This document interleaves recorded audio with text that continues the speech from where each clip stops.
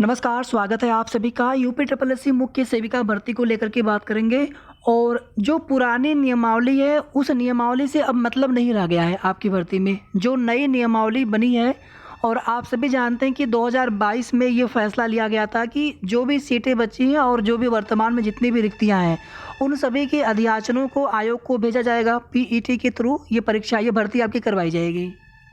तो यहाँ पर देखिए, पुरानी वाली नियमावली के आधार पर जो भी संविदा कर्मी थे पहले उनकी सीधी भर्ती के तहत प्रावधान किया गया था चयन का, जिसमें कम से कम 10 वर्ष की सेवा उन्होंने पूरी कर ली हो भर्ती के पहले पहले तक।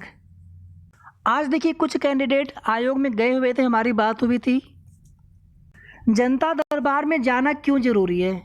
हमने बहुत पहले भी आप सभी को बताया था कि सचिव सर भी चाहते हैं कि शासन स्तर से हमें निर्देश मिले और आपकी भर्ती में जो कुछ भी कोर्ट वाला प्रकरण है, देखिए बाकी जगह से चीज़ें क्या बताई जाती है हमें उससे मतलब नहीं होता है। पहले भी हमने आप सभी से कहा था कि जो भी सही जानकारी होती है हम वही जानकारी आप सभी को देते रहते हैं। और भले ही बाकी लोग कुछ भी बताएं, लेकिन जो चीज़ें सही हमें पता रहेंगी हम वही बताएंगे।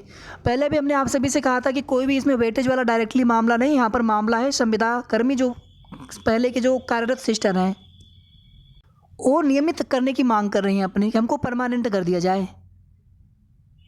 और यहाँ पर जो कोर्ट केस हो रखा है ये उन सीटों के सापेक्ष अपने आप को नियमित करने की मांग की जा रही है जो सीटें पुराने वाली पूर्ववर्ती भर्ती की शेष बच गई है, ना कि यहाँ पर कोई अतिरिक्त सीटें मांगी जा रही है या फिर ना कि नई भर्ती में। और आप सभी को बता दें कि आयोग को जितनी सीटों पर अध्याचन मिलेगा, जो नियमावली मिलेगी, आयोग उसी के आधार पर भर्ती कराएंगे। लेकिन उन सीटों पर किसी को नियमित करना है या फिर उन सीटों को लेना है, जोड़ना है, ऐड करना है, नहीं करना, ये सारी जो चीज़ें हैं विभाग और शासन के स्तर से इस पर डिसीजन लिया जाएगा, ना कि आयोग के स्तर पर डिसीजन लेंगे। आयोग केवल इतना कर सकते हैं कि जो कुछ भी कोर्ट वाला प्रकरण है, चूँकि आयोग भी उसमें रिस्पॉन्डेंट बनाए गए हैं, तो वे शासन से पत्राचार करेंगे, विभाग से पत्राचार करेंगे कि जो कुछ भी अड़चनें आ रही हैं, कोर्ट का प्रकरण है उस पर हमारी सहायता की जाए। उसमें जो कुछ भी सीएससी या सरकारी अधिवक्ता के माध्यम से अपना पक्ष रखना है, उसकी पैरवी करनी है मामले की, तो उसको लेकर के तैयारी की जाए। तो यहाँ पर आयोग जाकर के सचिव सर से भी मिलना आवश्यक था। उसी क्रम में आज प्रयास किया गया, आश्वासन भी मिला है। अब देखिए, कल की डेट में गोरखपुर में जनता दर्शन कार्यक्रम लगा था। अब हमारे बार बार निवेदन आग्रह करने के बाद भी अगर आप लोग नहीं जाते हैं जनता दर्शन कार्यक्रम में तो उससे नुकसान किसका होगा। हमने व्यक्तिगत रूप से भी कुछ लोगों से बात की थी। आप सभी जानते हैं कि आप लोगों के फ़ोन आते रहते हैं और मैंने कई लोगों से पूछा भी था कि जो भी लोग गोरखपुर के हों तो एक दो लोग ऐसे मिल जाए तो उनके माध्यम से बाकी लोगों से भी बात कर लेंगे, क्योंकि एक दो लोगों का ही केवल काम होता है।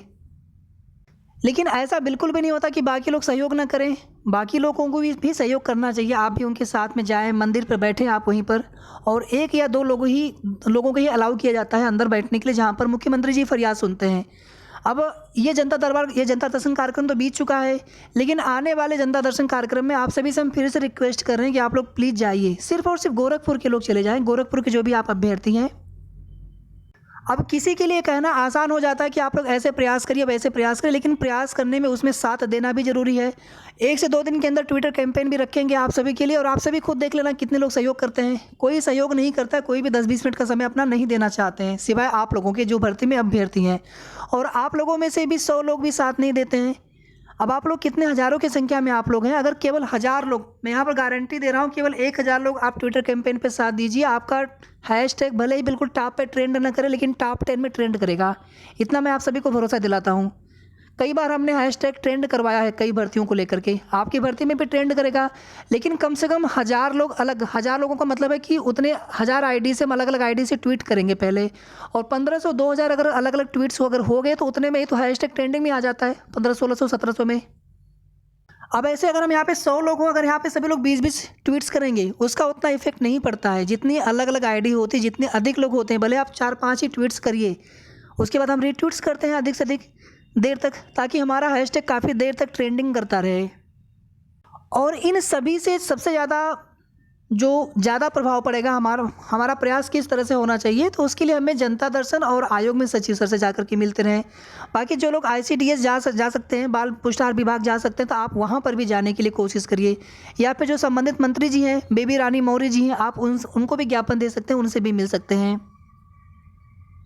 आप लोगों को कोई भी समस्या लगे आप हमसे पूछ लीजिए ना, किस दिन जनता दर्शन कार्यक्रम लगेगा, या फिर किस दिन सचिव सर रहेंगे आयोग में, या फिर किस दिन आपको विभाग जाना चाहिए। मंत्री जी का भी शेड्यूल देख लेंगे कि वहाँ उनका कहाँ पर कार्यक्रम है। अब यहाँ पर देखिए आप सभी, ये पुरानी नियमावली है, इस नियमावली से मतलब नहीं है।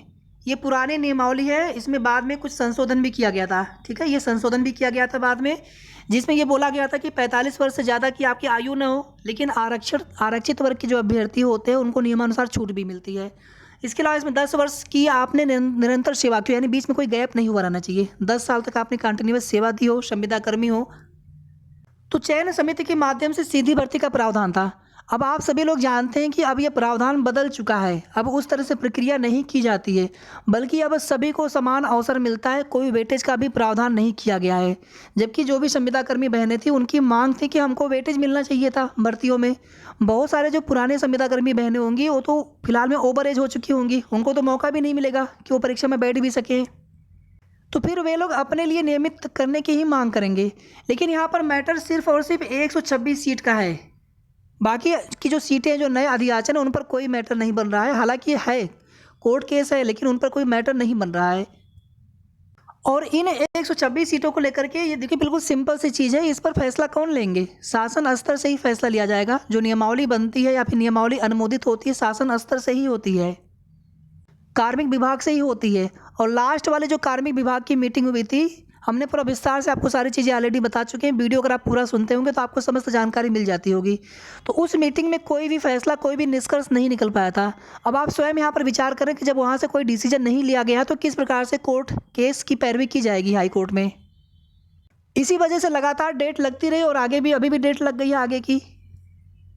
ये देखिए पुराने वाली नियमावली है, नई नियमावली अलग है। एक 2016 में भी नियमावली बनाई गई थी। फिर आप देखेंगे जिस नियमावली पर भर्ती की जा रही है, इसमें आप सभी देखेंगे कि यहाँ पर किसी भी मान्यता प्राप्त, विधि द्वारा स्थापित किसी भी मान्यता प्राप्त विश्वविद्यालय से भारत में एक विषय के रूप में समाजशास्त्र, समाज कार्य या गृह विज्ञान या पोषण और बाल विकास के साथ कला में स्नातक उपाधि हो। और आगे ये भी बोल दिया गया था कि या सरकार द्वारा इसके समकक्ष मान्यता प्राप्त कोई उपाधि हो। अब यहाँ पर ये चीज़ें बिल्कुल स्पष्ट किया जाना चाहिए था कि समकक्ष में कौन लोग आएंगे। सेकेंड चीज़ यहाँ पर देखिए, अधिमानी अर्हता अगर आपके पास होगा तो आपको प्रेफरेंस वरीयता मिलेगी, नहीं होगा तो कोई बात नहीं। इसमें ये दिया गया था कि ग्रामीण क्षेत्रों में बच्चों और महिलाओं में कल्याण कार्य करने का व्यावहारिक अनुभव जिनको होगा तो उनको मेरिट में किसी अन्य अभ्यर्थी के साथ समान आने पर उनको पहले प्रेफरेंस मिलेगा। जैसे मान लीजिए कि बिल्कुल 2 अभ्यर्थी हैं और दोनों की क्राइटेरिया बिल्कुल सेम टू सेम है, तो यहाँ पर जिनके पास अधिमानी अर्हता होगी उनको मेरिट में ऊपर रखा जाएगा। यहाँ पर कहीं पर भी ये नहीं बोला गया है कि जो लोग संविदा कर्मी हैं या फिर कोई वेटेज आदि का प्रावधान नहीं किया गया है। और यही सेम चीज़ें नोटिफिकेशन के माध्यम से भी आपको देखने को मिला, जो कि आयोग का नोटिफिकेशन है भर्ती के लिए। चुनाव को लेकर के देखिए यहाँ पर कोई भी पूर्वानुमान नहीं लगाया जाता है। मैं आप सभी से, मैंने पहले भी बताया था कि लास्ट टाइम 8 या 10 मई को, 8 मई को शायद रिजल्ट आया था इलेक्शन का, तो अप्रैल लास्ट तक ही चुनाव होंगे। उस हिसाब से अप्रैल में ही आचार संहिता लगेगी। लेकिन अगर गवर्नमेंट पहले चुनाव कराना चाहेंगे तो आप सभी जानते हैं कि पहले भी सरकार भंग होकर के चुनाव पहले भी आ जाती है, चुनाव डेट पहले भी आचार संहिता लग सकती है। लेकिन यहाँ पर मार्च तक चुनाव होने की कोई उम्मीद नहीं है, मार्च तक कोई भी आचार संहिता लगने की उम्मीद नहीं है फिलहाल में। जिन भर्तियों में कोशिश नहीं किया जा रहा है, 2016 की भर्ती कंबाइंड टेक्निकल की, जहाँ पर लोग धरना प्रदर्शन करके भी थक गए हैं, कुछ भी नहीं हुआ, वो भर्तियाँ अभी भी लटकी पड़ी हैं। जेई की भर्ती 18 की भर्ती है, मंडी परिषद की भर्ती है, और भी बहुत सारी भर्तियाँ हैं। और यही नहीं, पेट 2021 से भी एक भर्ती जिसका एग्जाम तक नहीं हो सका है, ITI इंस्ट्रक्टर 2022, पेट 2021 से भर्ती है वो भी। तो कुल मिलाकर के हम लोगों को यहाँ पर बिल्कुल शांतिपूर्वक अपना प्रयास करते रहना है। और अगर आप सभी साथ देंगे तो निश्चित रूप से आपकी भर्ती बहुत जल्द पूरी होगी। लेकिन कुछ चीज़ें ऐसी होती हैं जो आप सभी को थोड़ा सा जब रिक्वेस्ट करेंगे तो आप सभी को थोड़ा सा मानना चाहिए। उन बातों को ट्विटर कैंपेन रखा जाए, उसमें आप सभी सहयोग करें, या फिर जनता दर्शन कार्यक्रम में जाना हो, या फिर सचिव सर से मिलने जाना हो, या फिर विभाग में जाना हो, तो प्लीज़ आप सभी उसके लिए थोड़ा सा सहयोग करेंगे, तभी बात बन पाएगी। और बाकी जो दूर की बहनें जो आप लोग नहीं आ सकते हैं किसी भी मुहिम में, तो कम से कम आप लोग जैसे भी आप सपोर्ट कर सकते हैं, मोटिवेट कर सकते हैं बाकी लोगों को। जो लोग भी कोशिश करें, प्रयास करें, उनको धन्यवाद दीजिए आप सभी। अब यहाँ पर ऐसा नहीं होना चाहिए कि तुरंत आपको बिल्कुल बता दिया जाए सारी चीज़ें। इस तरह से भी होता है ना कि कोई गए तो आप चाहते हैं कि हमें तुरंत बताया जाए कि वहाँ पर क्या हुआ। थोड़ा सा आप सभी धैर्य बनाए रखा करें, जो भी जैसी भी जानकारी मिलेगी आप सभी को तुरंत बताते रहेंगे। बाकी आप सभी को बहुत जगह से अलग अलग चीज़ें सुनने देखने को मिलती होंगी, तो थोड़ा कुछ चीज़ें थोड़ा सा आप सभी इग्नोर किया करें। हम लोग कोशिश करेंगे हमारी भर्ती, आपकी भर्ती बहुत जल्द पूरी होगी। अभी वीडियो री एग्ज़ाम वाले अभ्यर्थी हैं, वो लोग भी लगातार फ़ोन मैसेज उनके आते रहते हैं कि आखिर उनका रिजल्ट कब तक आएगा डीबी के लिए। अगर शासन से निर्देश हो जाता है तो समझ लीजिए कि उनकी भर्ती अगर पहले लग जाती है तो फिर आप समझ लीजिए कम से कम 2 ढाई महीने 3 महीने के बाद ही फिर आगे आपकी डीबी लग पाएगी, या चुनाव के बाद ही फिर आपकी डीबी लग पाएगी। तो सबसे पहले यहाँ पर हम लोगों को ये कोशिश करना है कि कोर्ट वाला मैटर जितनी जल्दी हो सके निस्तारित हो जाए। किसी के लिए कहना आसान होता है कि 2-3 डेट में मामला फाइनल हो जाएगा। एक डेट तो लग चुकी है 20 वाली, और क्या ये पहली डेट लगी थी? इसके पहले कम से कम 50 बार डेट लगवाने की कोशिश हुई, 15-16 बार डेट लगी, मामला फाइनल हुआ नहीं। तो 2 से 3 बार में मामला फाइनल हो जाएगा, जो लोग बताने वाले हैं उनको कैसे पता है? यहाँ पर हम लोग कोशिश करेंगे तभी मामला फाइनल होगा। एग्ज़ाम डेट के लिए आप सभी जानते हैं कि साल भर तक आप लोगों ने कितनी कोशिश की, मेहनत की, तब जाकर के एग्ज़ाम डेट मिला। तो यहाँ पर बिल्कुल भी ये मान करके नहीं चलना है कि नहीं 2-3 डेट में सब कुछ क्लियर हो जाना। जब शासन यहाँ पर चाहेंगे, जब विभाग चाहेंगे, जब आयोग चाहेंगे, जब लोग कोशिश करेंगे कि नहीं हमें ये मैटर फाइनल करना है तो करना है, तभी ये कोर्ट वाला मैटर जल्दी फाइनल होगा। और जैसे ही कोर्ट वाला मैटर फाइनल होगा उसके बाद किसी को बताने की आवश्यकता नहीं है, हम ना आप कोई नहीं, सबको पता है कि उसके बाद भर्ती फिर देरी नहीं होगी, फिर भर्ती बहुत जल्दी आपकी पूरी हो जाएगी। तो वीडियो को आप लोग प्लीज़ शेयर कर दिया करें सभी जगह तक, ताकि आप सभी लोग संगठित रहें, एकजुट रहें, और हमारी जो भी मुहिम होती है उसमें आप सभी साथ दे सकें। लाइक भी आप सभी कर दिया करें, और अगर आपने अभी तक चैनल को सब्सक्राइब न किया हो तो सबसे पहले आप सब्सक्राइब कर लीजिएगा। तब तक आप सभी अपना ध्यान रखें। धन्यवाद।